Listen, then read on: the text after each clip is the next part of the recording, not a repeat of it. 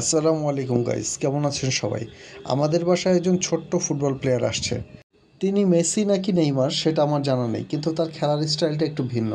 সে প্রতিবার বলটাকে কিক করার আগে বিছানার নিচে পালিয়ে থাকে, আর যখন বলটা দেখে দৌড়ে এসে বলটা কিক করে। আর মাঝে মাঝে যেটা করে সেটা হচ্ছে ফুটবলটা সহ বিছানার নিচে ঢুকে যায় এবং সেখান থেকে বের হয়ে হয়তো বা দু একটা কিক করে।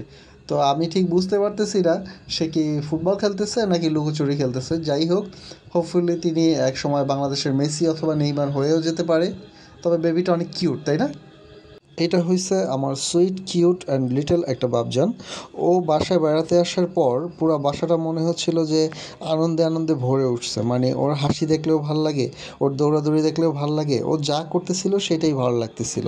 তো আমরা যে সবাই অবাক হয়ে দেখতেছিলাম যে ও কতটা মজা করতে পারে। তো গাইস, এদিকে যেটা হয়েছে যে আমার ওয়াইফ আবার ছোট ছোট রুটির মতো কী যেন বেলতেছিল দেখলাম। তো হঠাৎ করে খেয়াল করলাম যে সেই ছোট্ট রুটিগুলোর মধ্যে আবার কী যেন চিকেনের কিছু আইটেম দিয়ে দিতেছে। পরে তাকে দেখি যে ওয়াও, এগুলো তো সব মোমো। আসলে মোমো নিয়ে আমার ওইরকম কোনো বানানোর এক্সপিরিয়েন্স ছিল না। তো মোমোগুলো বানানোর পর দেখলাম যে খুবই অসাধারণ হয়েছে। সাথে একটা স্পেশাল একটা আইটেম ছিল। এটা হচ্ছে কি কি মিলায়া যেন সে হচ্ছে খাঁটি সরিষার তেলের মাঝখানে এগুলা সব মিলানোর পরে একটা তেল তৈরি হয়েছে। মানে এটাকে জিজ্ঞেস করলাম আমি যে এটা আসলে তেলটার নাম কি। তো আপনারা হয়তো জানেন যে এটাকে চিলি অয়েল বলে। তো চিলি অয়েলটা বানাইতে বানাইতে এইদিকে যেটা হয়েছে যে মোমোটা ফুল রেডি হয়ে গেছে। তো মোমোগুলো বানানোর পর দেখতে খুবই দারুণ লাগতেছিল। তো গাইস, আমাদের যে লিটল যুবরাজ ছিল, অর্থাৎ আমাদের যে কিউট বাবজানটা, তাকে আবার তার বাবজান মোমো খাওয়ানোর ট্রাই করতেছিল। তো মজার বিষয় হচ্ছে যে আমাদের সেই কিউট বেবিটা কোনো রকম জোরাজুরি ছাড়াই বেশ কয়েকটা মোমো খাইছে। তখন আমি মোটামুটি শিওর হয়ে গেছি যে মোমোটা নিশ্চয়ই অসাধারণ টেস্ট হয়েছে এবং এটা নিয়ে কোনো রকমের কোনো ডাউট নেই। গাইস, আমার বাপজানের মোমো খাওয়া শেষ হওয়ার পরে সিনিয়র যারা ছিল তাদেরকে মোমো খাওয়ানোর জন্য ব্যবস্থা করলাম। গাইস, সুস্বাদু সেই চিলি অয়েল দিয়ে আমার ভাইয়া এবং আপু খুব তৃপ্তি সহকারে বেশ কিছু মোমো খেলো।